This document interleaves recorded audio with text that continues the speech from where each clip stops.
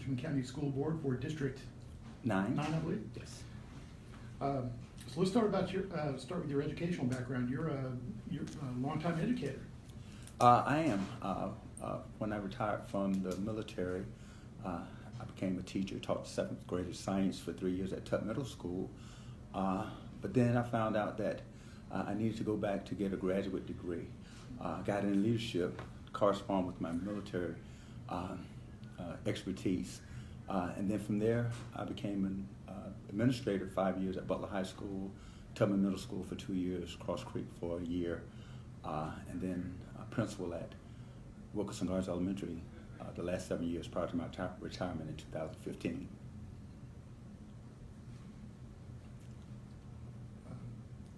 Personally speaking, I don't think we can have enough educators on the school board. So what do you think your experience would bring to Well, the school board? one of the things that really concern me is the accountability measures that we have with our schools, and being a principal, I'm very versed in those areas. The CCRPI is an accountability measure that is used, that is shown to everyone so that it's looked at as an indicator of how well our schools are doing. And so having that expertise as a principal, I know what areas to look for, and to talk with the other school board members to say, look, we need to be concerned about the student achievement, student performance, closing the achievement gap. But we also need to look at those areas like school climate and financial integrity and those kinds of issues as well. Besides looking at the numbers and the facts and figures more colloquially, what do you see as on how Richmond County schools are doing so far, and what needs to be improved? We have some of the best schools in the state and in the nation. And I harp on that every time I have an opportunity to talk about our schools. Our charter schools, the Governor's Office of Student Achievement are looking at our schools and grading them as D schools as a district. But we do have A schools in all of our charter schools. There are no B schools that we have in our district. There are 4 C schools. The rest of them are D and F schools. And so looking at the Office of Student Achievement and looking at the kind of scores that we have, we can do better. We need to do better. We must improve in the area of how we're seeing. And I imagine you've been knocking on a lot of doors, shaking a lot of hands. I have.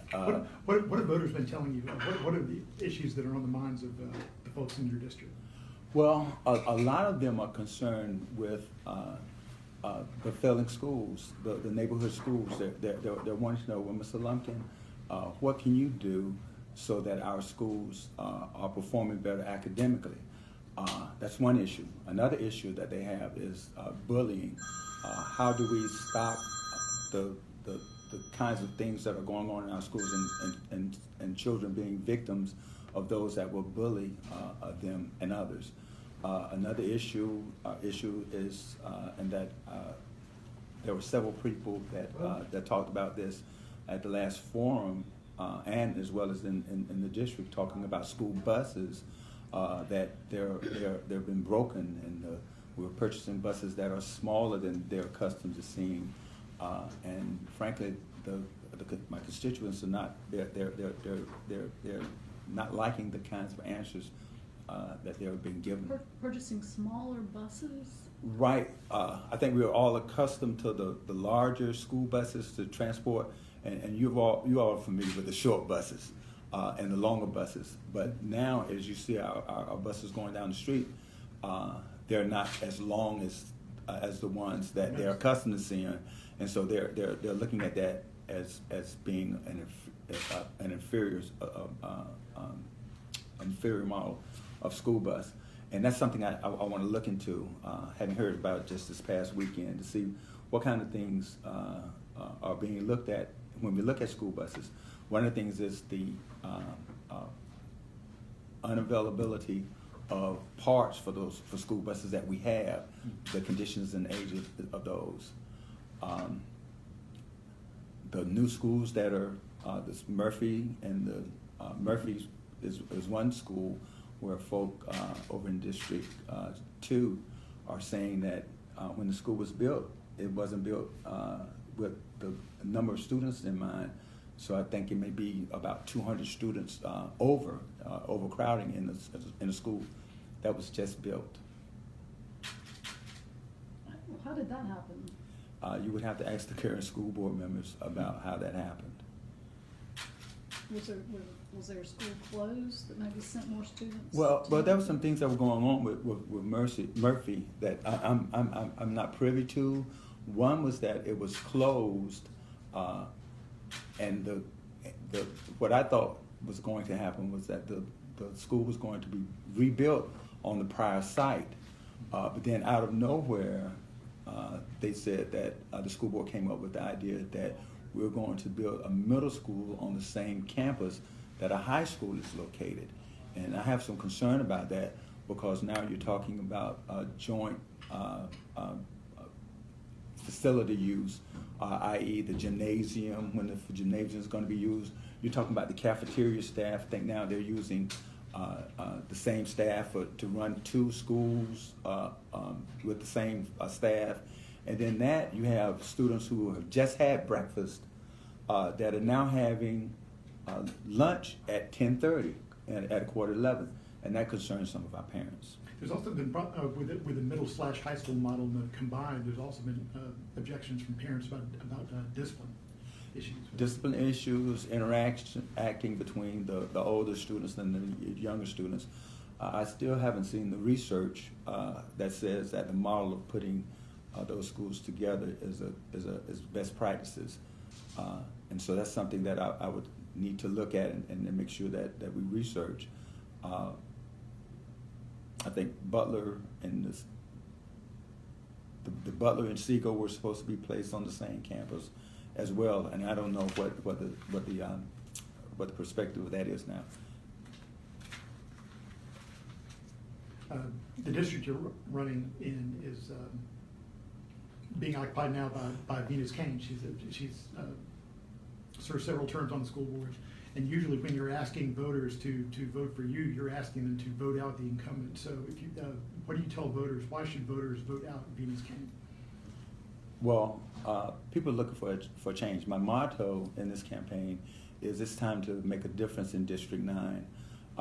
One of the things that I found as I look at the school district is that the schools that are in our transforming school officers purview are those schools that are in District 9, the 6 schools that are in that category, and the schools that are involved in the transforming officers program are in the bottom 5% of schools statewide. And that's measured by that same CCRPI score of an average of 74 or lower for 3 consecutive years. Now, the thing that's going on with Ms. Kane is that she represents District 9, but I think she looks at it holistically as she's a member of the board and looking at the whole total board. That's one of the ways that I'm different in that I represent districts 1, 2, 4, and 5 that comprise District 9. I'm looking at being that voice for those constituents so that they would have an ear to hear, that I can listen to them and they know that I will hear them and bringing my concerns, bringing their concerns, and those being my concerns, being a part of that district, to the board. The voters are tired of the same old. For what we've been having for 12 years that she's been on the board is the same type of failing schools in our neighborhood schools. Our magnet schools are great. Our cyber school being at the RCTCM is a marvelous opportunity for those students, but all of our students can't go to the magnet schools. And that's a concern of our the folk in our district is that the magnet schools are great, but what are we doing for our neighborhood schools? One of the things that I bring to the table as a former educator is that I've seen what's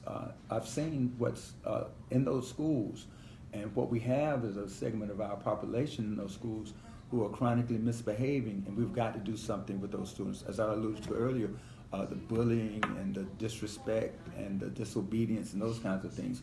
Our administrators' hands are tired, our teachers' hands are tired, and it does not seem that we have a responsive board that are looking at those type of issues and coming up with a plan to deal with those chronic misbehaving students.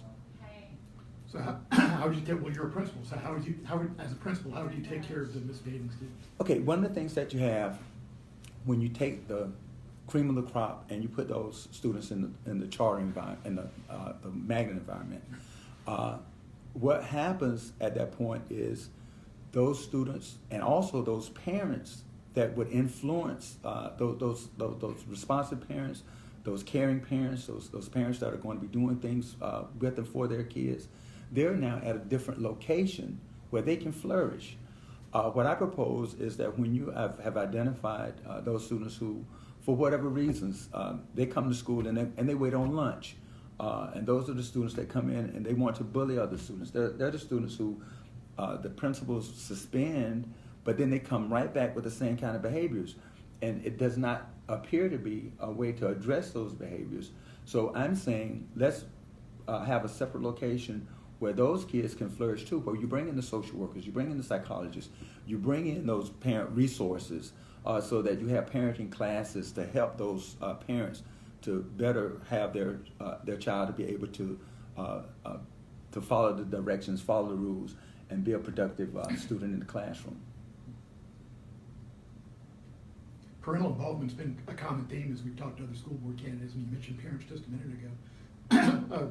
What kind of strategies would you employ to, I guess, better entice parents to become more involved with the educational process with their kids? Okay. Or is it even a problem?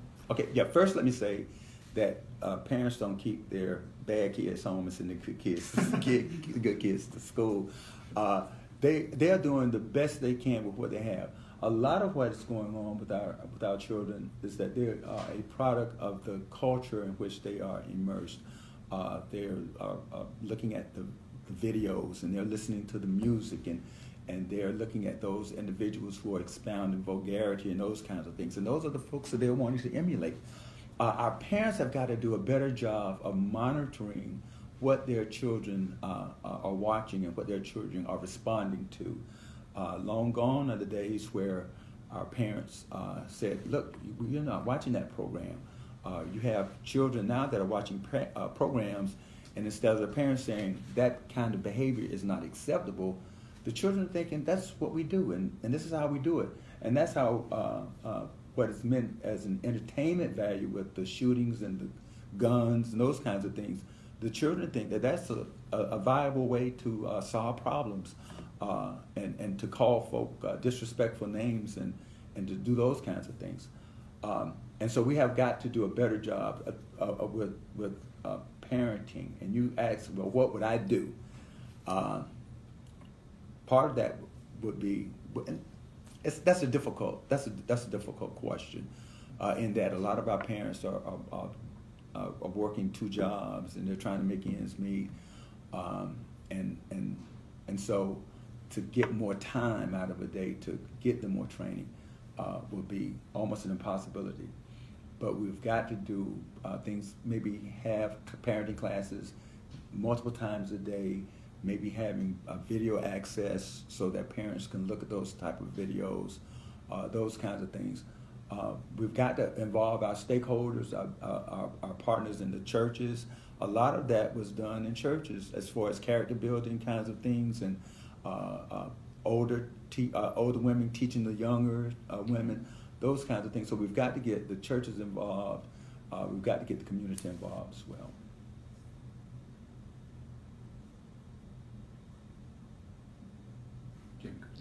Well, I have to ask you about this one thing, which I still kind of think of as ironic, but there was some episode, what was it, 2006, with the sales tax vote, right?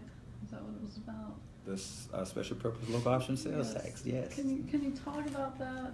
it's just. Are you specifically talking about the time when I was arrested handing out literature? And thank you for giving me this opportunity. I would rather talk about the issues, but since you brought it up, I just want to say that just I was in fact handing out literature. At that time, I was the principal at Tubman Middle School, and our school would get $10 million of the SPLOST money for renovation and construction, and so I was passing out literature. And to make a long story short, I was arrested for disorderly conduct when I got into a discussion with a police officer who we later found out that had made a lot of derogatory remarks against people of color, had issues in the prison, in the correction. He was in corrections, had issues with them, and then came over to Richmond County. And this same officer that arrested me for disorderly conduct, which is a code word for pretty much someone was speaking up for themselves, he then was I don't know if he was dismissed or fired for leaving his video on for making all kinds of derogatory remarks and sayings against an African American woman and her children, and he was dismissed from the Richmond County Police Department. That particular issue was one where, again, I think as an African American male, I didn't look like a principal. I had on jeans, I had on a jersey, and I had tennis shoes on. I think I was profiled by this particular officer and arrested. But it all began with you trying to get money. Doing what for principals do, the school. trying to get resources so that our children might be better educated and resources that will make the environment in which they learn better. We had rain coming in to the top level, the top floor of Tubman. We had doors that were in desperate need of repair, windows that were broken and needed repair. And so I saw that as an avenue to $10 million. Come on. That's a lot of repairs and a lot of things that our students could benefit from. And because the SPLOST was approved, they did benefit from that. Yeah. So it sounds like you're just trying, as a principal, you're just trying to be an advocate for your school. And that's what I do. I was talking to my wife the other day, and she said, you always beat yourself up because of the things that you don't do and the things that you feel that you haven't done. But so many times you're doing other activities and things that you, as a principal, why are you going and bringing in clothing, and why are you making sure that we have a backpack program where the kids get food over the weekend, and why are you doing those kinds of things and being so concerned? I said, babe, that's just my makeup. That's how I am. I'm very concerned about our young people. Do you think the school board needs more advocates? The school board is a complex organism. It's all about setting rules and policies. The board's about buying and selling property. It's about calling for elections, of getting more resources for the county, your taxes. It's about getting a superintendent who's going to do those things necessary that our students improve. So it's being a school board member is a lot of folks think it's about who to hire and those kinds of things, because that's a lot of what people hear. If you know a school board person, you can get a job and this kind of thing. But it's not about that at all in my view. It's all about the total package. The school board makes determinations for the whole community. The success of our community is based on sound decisions that the school board makes. Our students want to go to a school where they can learn. Our parents want to send them to a place where they can learn. Our teachers and administrators want to be in facilities where they feel proud about going every day. As a principal, one of the things that really concerned me was that we had a policy where teachers could bring their children to to their school. If they had school-age children, they can bring them to school and they can attend the school that they work. And a lot of the schools in District 9, teachers wouldn't dare bring their child into those schools. One of the things that I was very happy about was that we had teachers that would bring their children to school. We had teachers that felt comfortable and felt safe and felt that we were making a difference. And so those are the kind of things that need to happen district-wide, that teachers feel that, hey, look, I don't have to send my child anywhere else. I bring them to school with me because I know that in 3rd grade, my child is going to get a great education. In 5th grade, my child is going to get a great education.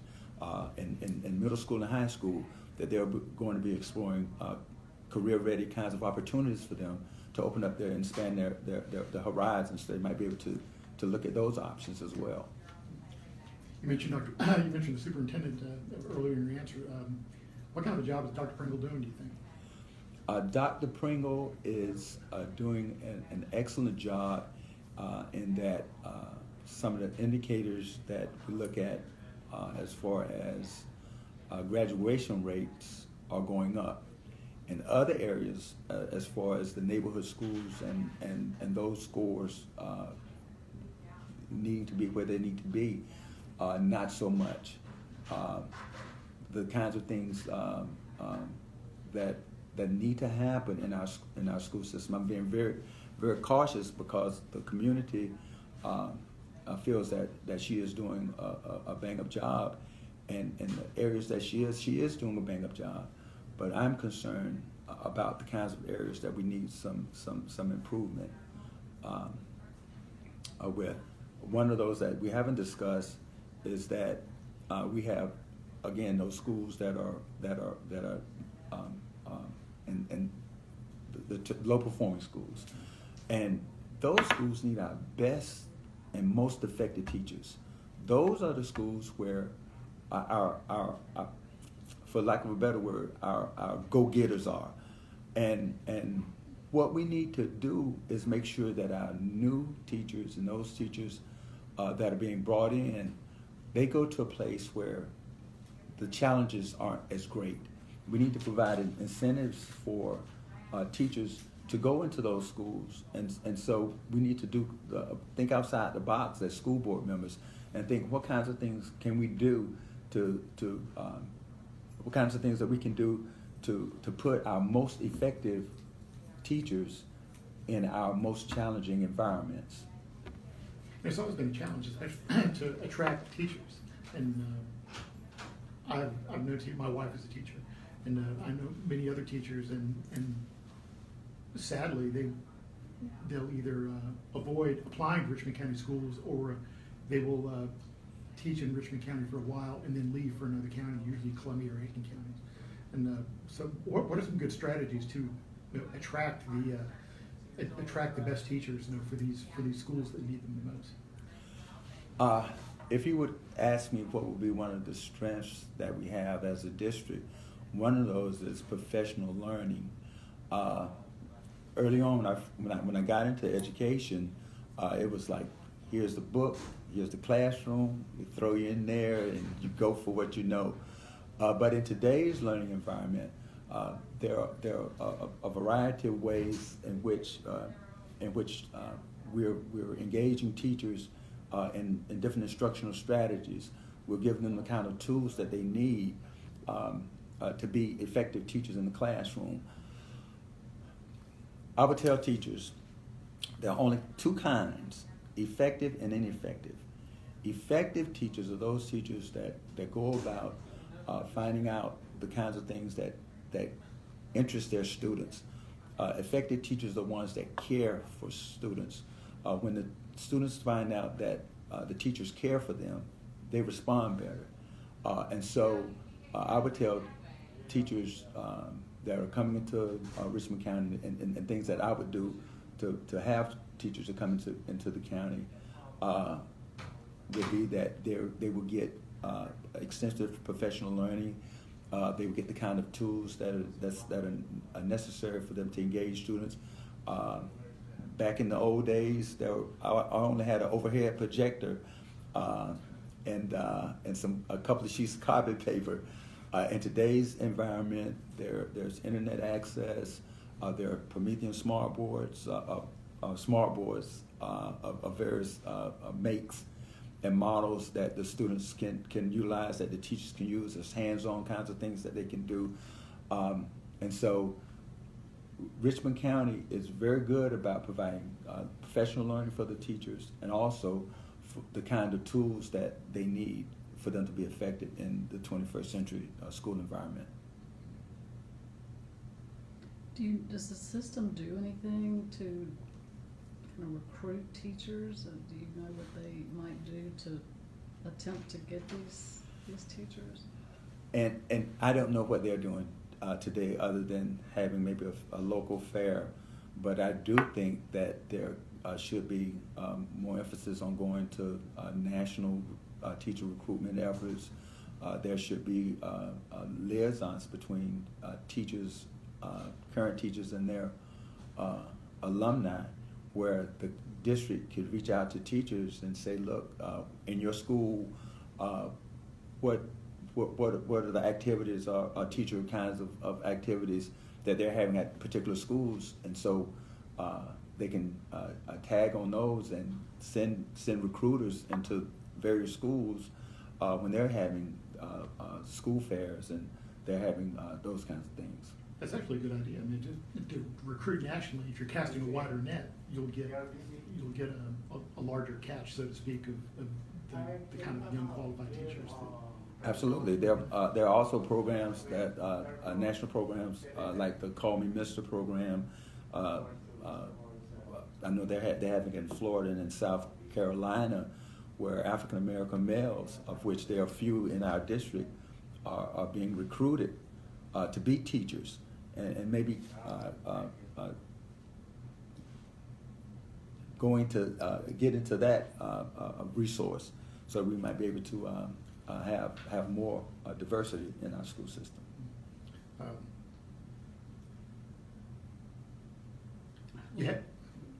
I'm sorry, please go on. You mentioned turnaround schools a little while ago. I mean, what do you think about how the administration is handling the schools that are in this turnaround status? Well, let me just start from what I know and what I don't know. One of the things that Wayne Frazier does in District 4 and that Patsy Scott does in District 5 is that they piggyback with the district commissioners and have information sessions. In the District 5 information session that they had a while back, I don't know the young man's name from the school board, but he came in talking about how there are no longer failing schools, and that our schools were not on a list of any kind, and that was not correct, because when I was listening to it, I was thinking that can't be right. But I think it was an issue of semantics. And so what I did was I researched the transformation schools, the transformation officer, and found out about we have 6 schools that are in that category, and our transformation officer is assisting with help from communities and schools and some other resources that they have. Being out of the school system now, being retired for the 2 years, I'm not privy to the kinds of going on, but I did reach out to the transformation officer's office to find out what kinds of things were going on with them in the school. And what I got from them was that it wasn't an adversarial type of relationship where they were saying that, dictating that you will do this and your accountability will be this measure and you're doing this, but it was more of what kinds of things do you need for us to do with you, and what kind of resources do you need that we might be able to provide by the state. I don't know what the extent of that is, but anytime you're talking about school improvement, you're talking about the betterment of children, the performance, their academic performance, any help that we can get, I'm all for that. when I interview teachers and educators, especially for public office, I always like asking them about the teachers, their favorite teachers when they were growing up. Can you think back on a particular educator that really influenced you? Real easy, real easy. Mr. James Weldon Wilson, my band director from Jones High School in Orlando, Florida. Very significant individual in my life. Back then, he was more of a disciplinarian for me. There was a whole different philosophy on how you discipline children back then. And to tell the truth, I was a handful back then. And being in the band, he was the band director. Being in the band, there was and a musician. I just say there was a different temperament back then for us. But Mr. Wilson, he bent over backwards to make sure that I did the things necessary to move me forward. He would tell me that some lumps can't, some lumps can. Mm-hmm. You're a lump can. You can do it. You can make it. What's really significant is that I had gotten all of my graduation requirements met at the first semester. And so the second semester, I was pretty much on Easy Street.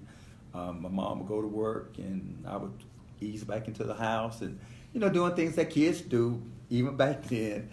But one day, I came to band practice. I would always go to band practice the last hour of the school day, the last period.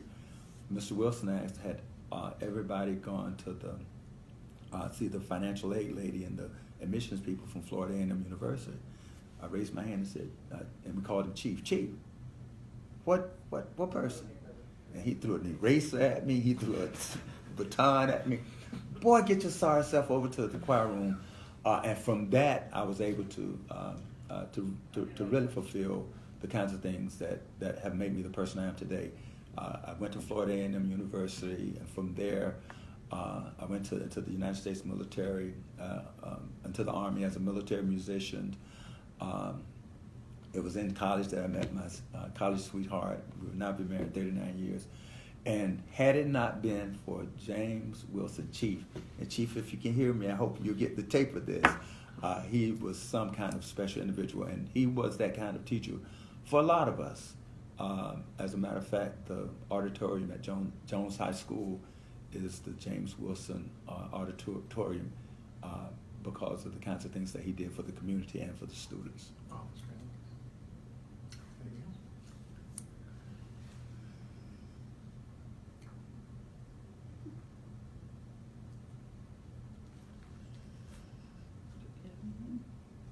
Okay, I think that's about it. Thank you very much, Rickey Lumpkin, candidate for Richmond County School Board. Thank you for being with us today. Thank you for having me.